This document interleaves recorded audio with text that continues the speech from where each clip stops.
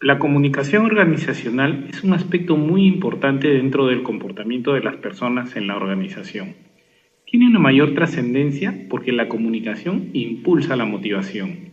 La comunicación aclara a las personas lo que realizan, que también lo realizan y lo que puede hacerse para mejorar el desempeño si éste fuera insatisfactorio.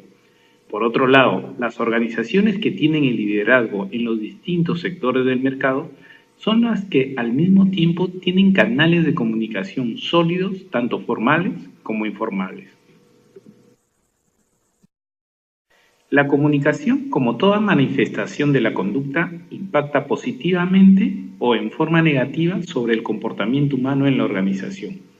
La comunicación presenta barreras que impiden que ésta fluya de manera adecuada.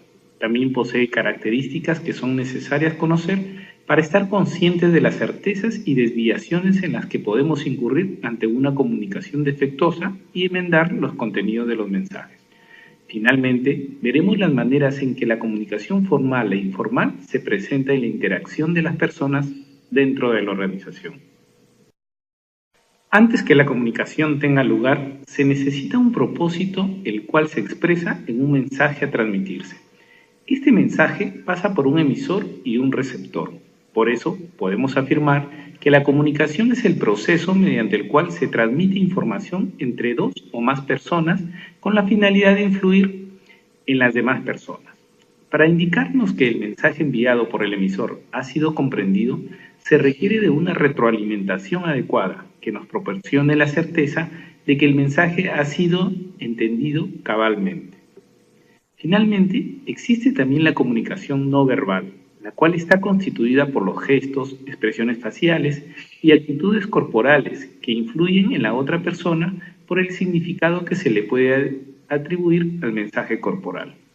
En nuestra vida organizacional podemos tener gestos que transmitan disgustos como también alegrías.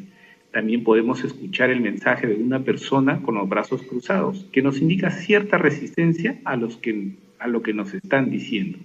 Como también podemos tener una actitud y una expresión mirando a los ojos y afirmando con la cabeza que transmita una actitud de atención y respeto. A continuación trataremos las principales barreras en la comunicación. Las percepciones hacen que la interpretación de los mensajes tengan distorsiones si es que no hemos sabido traducir adecuadamente los hechos y situaciones que se producen a diario en la organización. La presencia de personalidades diferentes también nos obligan a conocer a las personas para entender oportunamente sus marcos de referencia, sus puntos de vista y los puntos fuertes en los que su actuación se apoya. Finalmente, podemos afirmar que la jerarquía centralizada reduce la cantidad de canales. En cuanto a la calidad de las comunicaciones, la cadena de mando es usualmente ineficaz para asegurar que la persona correcta reciba la información precisa en el momento oportuno. Se produce de esto de modo un proceso de filtración que puede ser ascendente o descendente. La filtración ascendente se produce cuando un subordinado tiene la tendencia a sobredimensionar sus logros y a ocultar los fracasos, sobre todo si estos pueden ser atribuidos a su persona. Este hecho se percibe con mayor claridad en el tema de cumplimiento de metas y objetivos por parte de un subordinado. Con frecuencia los subordinados, cuando no han podido cumplir sus metas, ponen excusas y sobredimensionan las dificultades que produjeron la ausencia de resultados. De la misma manera, filtran los intentos negativos o fracasos que tuvieron cuando se trata de lograr un objetivo. La filtración descendente es producida cuando un superior, jefe o supervisor transfiere una limitada cantidad de información a sus subordinados. La razón de esta actitud hacia la comunicación tiene varias explicaciones. Una de ellas es que el superior puede no comprender del todo la información que ha recibido y no desea que los subordinados se den cuenta de esta carencia que lo dejaría mal parado. La otra razón es la propia inseguridad del supervisor, el cual tiene temores escondidos relacionados a la pérdida de poder. Finalmente, también puede ser posible que el superior tenga serias dificultades en delegar, porque siente que otra persona podría hacer las cosas tan bien o mejor que él mismo, y eso podría en riesgo su posición de poder. Dentro de las actitudes que favorecen la buena comunicación, podemos mencionar el no interrumpir a las personas que nos están comunicando algún hecho, ya que si le interrumpimos podemos pasar por alto alguna información relevante para conocer bien los hechos y tomar mejores decisiones. Es importante también poseer la empatía necesaria con nuestro emisor y percibir cuáles son sus sentimientos o qué emoción nos transmite al comunicarnos algo, para poder entenderlo mejor.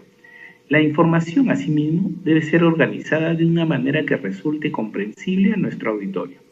Consideremos del mismo modo que cuando no tengamos la información completa de una situación dada o tengamos dudas suficientes sobre su contenido, es preferible posponer la comunicación de la información para una mejor oportunidad. Debemos también mantener y mostrar el interés de la comunicación y saber escuchar a la persona en forma activa para primero intentar comprender al otro antes de querer ser comprendidos. Finalmente, es muy importante proveer retroalimentación a nuestros colaboradores o subordinados, primero en forma positiva y luego haciéndoles ver las fallas, pero en sentido constructivo, sin emitir juicios de valor sobre los hechos o situaciones. Con frecuencia omitimos aspectos de la comunicación que debemos transmitir. Los superiores muchas veces no desean que les den la contra, o cuando los plazos son muy cortos para realizar una tarea, el jefe desea que los subordinados solo conozcan la parte de la información que no cause ningún desaliento entre los colaboradores. De la misma manera, se omite parte del mensaje cuando el jefe no tiene mucha apertura a que las demás personas emitan su opinión sobre un tema, ya que pueden empeorar las cosas. Finalmente, la omisión puede presentarse en la organización del superior hacia el subordinado, que viene a ser la omisión descendente, o del subordinado hacia el superior, que es la omisión ascendente. En el tema de las distorsiones en las comunicaciones, estas se producen cuando, por ejemplo, las personas tienen distintas percepciones de las situaciones. Una persona puede percibir un cambio organizacional importante como una amenaza para su posición de poder dentro de la empresa y tratar de transmitir mensajes alineados desde su percepción de las cosas. De igual forma, la misma situación puede ser percibida por otra persona como una oportunidad para aprender y demostrar sus capacidades, y podrá adoptar una comunicación que vaya en el sentido de lo percibido. Finalmente, la posición jerárquica que ocupan las personas en la organización influirá en que los contenidos de los mensajes y estos serán diferentes. Por ejemplo, un contador tendrá un contenido del mensaje más concreto y situado a situaciones de plazos exactos. En cambio, un vendedor tendrá contenidos en los mensajes más abstractos, dejando situaciones que pueden no estar claras, dejando más lugar a interpretación de los hechos. Este fenómeno también sucede por las diferentes ocupaciones o profesiones de los involucrados en la comunicación. Hoy en día tenemos que tomar decisiones escogiendo la información precisa que nos permita lograr nuestros objetivos en los plazos determinados por la organización. Esta información proviene de distintas fuentes y es abundante, por lo que el riesgo a la sobrecarga en la comunicación aumenta en forma considerable. Cuando el volumen de los mensajes a transmitir supera la capacidad de procesar la información del receptor, estamos frente al problema de tener una sobrecarga en la comunicación. Ahora, percibimos, por ejemplo, que los correos electrónicos, que son un excelente medio para transmitir la información necesaria a un gran número de personas que al mismo tiempo requieren conocer los contenidos de los mensajes, pueden ser igual un riesgo de incurrir en una sobrecarga en las comunicaciones, ya que podemos dar contenidos demasiado abundantes o incluir detalles innecesarios que dificultan la comprensión por el problema de la sobrecarga. Otro problema de la comunicación es la no aceptación. La no aceptación se refiere a que solo la recepción de un mensaje no asegura que éste sea aceptado. Esto sucede debido a tres factores. El primero, la verosimilitud de la fuente, que es el grado de confianza que el receptor tiene en el emisor. Segundo, la ambigüedad del mensaje, Mientras más ambiguo sea el mensaje, menor probabilidad tiene de que sea aceptado. Finalmente, tenemos la congruencia personal. Cuando el mensaje recibido por la persona contradice su sistema de valores, la posibilidad de que acepte dicho mensaje decrece. Otro problema común que se tiene dentro de la comunicación es la falta de sincronización. Esta ocurre cuando los mensajes no son transmitidos en el momento oportuno a la persona apropiada. De esta manera, la información no llega cuando se la necesita ni a la persona que lo requiere. Las comunicaciones formales están vinculadas a los procedimientos escritos, a las normas de conducta y a los reglamentos internos y a los procedimientos que regulan las actividades de las personas en la organización. En cambio, las comunicaciones informales no se ciñen ni se regulan por los reglamentos y normas, sino se ven reflejados por la forma en que las personas se comunican y establecen acuerdos de acción que no están normados. Esta comunicación informal tiene una mayor influencia, un mayor impacto e importancia y un mayor predominio en las comunicaciones al interior de una organización. En un escenario de constantes cambios como los que vivimos actualmente, es vital que las personas en la organización tengan una gran capacidad y riqueza de comunicación informal que les permita administrar el día a día de una manera más eficiente. A continuación veremos los estilos de comunicación interpersonal o la ventana de Johari, que es un método de diagnóstico de la comunicación interpersonal que relaciona las dimensiones de revelado o emisor y la retroinformación o receptor. Esto permite que la comunicación se pueda clasificar en 4 áreas, cada una de las cuales caracteriza el grado en que una persona conoce o desconoce una información y por otro lado el grado en que los demás conocen o desconocen la misma información. En la ventana de Johari tenemos las siguientes áreas. La primera es el área abierta. Representa la información que la propia persona conoce y que los demás también conocen. En esta área, toda la información necesaria es conocida tanto por el emisor como por el receptor de los mensajes. Mientras más grande sea esta área, mejor será la comunicación. Como segundo cuadrante tenemos el área encubierta. Representa la información que la persona conoce, pero que no permite que los demás conozcan, porque puede ser potencialmente perjudicial para las relaciones interpersonales. Esta información se mantiene oculta por temor. Si la zona encubierta crece, disminuye el área abierta y la comunicación se dificulta. Como tercer cuadrante tenemos el área ciega. El área ciega representa la información que la persona desconoce, pero que los demás sí conocen. El individuo se oculta información a sí mismo, pero inadvertidamente la transmite a los demás. Esta información resulta desventajosa para la persona. Ella desconoce las causas que motivan ciertas reacciones de los otros y no logra entender las razones del comportamiento ajeno. Finalmente, el último cuadrante, tenemos el área desconocida. El área desconocida representa la información que tanto la persona como los demás desconocen.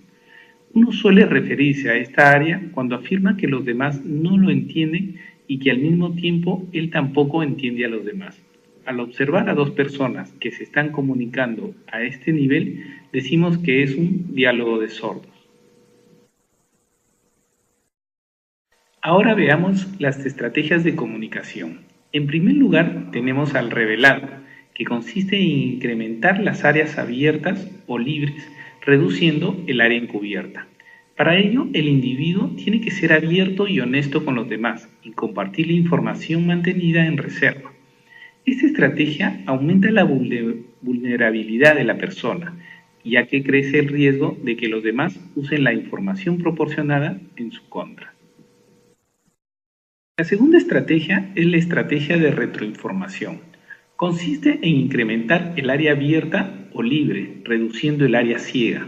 Para lograrlo, el individuo debe buscar retroinformación de parte de quienes poseen la información que él no conoce. La persona debe estar dispuesta a escuchar a los demás y los demás deben estar dispuestos a cooperar con ella. La combinación en el uso de tales técnicas conduce a 4 estilos de comunicación interpersonal que son los siguientes. Como primer punto tenemos el tipo A. Este estilo de comunicación interpersonal se caracteriza por no utilizar el revelado ni la retroinformación.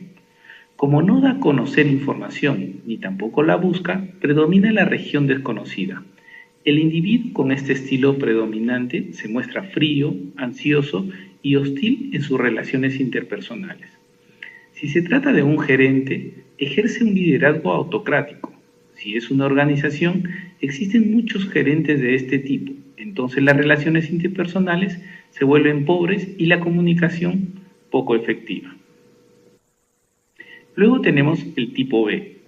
Se sobreemplea la retroalimentación y no se usa el revelado. Como no da a conocer información, predomina la región encubierta. Estas personas son incapaces de abrirse ante los demás para mostrar sus pensamientos, emociones y experiencias. El gerente con este estilo muestra un liderazgo permisivo. Sus subordinados advierten que les oculta información y que actúa de acuerdo con ideas propias, pero inexpugnables, razón por la cual tiende a desconfiar de él. Como tercer tipo tenemos el tipo C, que sobreutiliza el revelado y no la retroalimentación. Dado que no busca la información que los demás poseen, predomina la región ciega. Estas personas son aquellas a las que les gusta hablar y contar cosas propias y que son incapaces de escuchar a los demás. Sus subordinados se percatan de que lo único que les interesa es destacar y mantener su propio prestigio, razón por la cual tienden a volverse inseguros, hostiles y resentidos. Finalmente tenemos el tipo D. Utiliza tanto la estrategia del revelado como la de retroalimentación. Siempre da a conocer información y paralelamente la busca, de manera tal que predomina la región abierta. El individuo con este estilo predominante se muestra cálido, tranquilo y amigable. Si se trata de un gerente, ejerce un liderazgo promotor. Cuando en una organización existen muchos gerentes de este tipo, las relaciones interpersonales se enriquecen y la comunicación alcanza su mayor efectividad.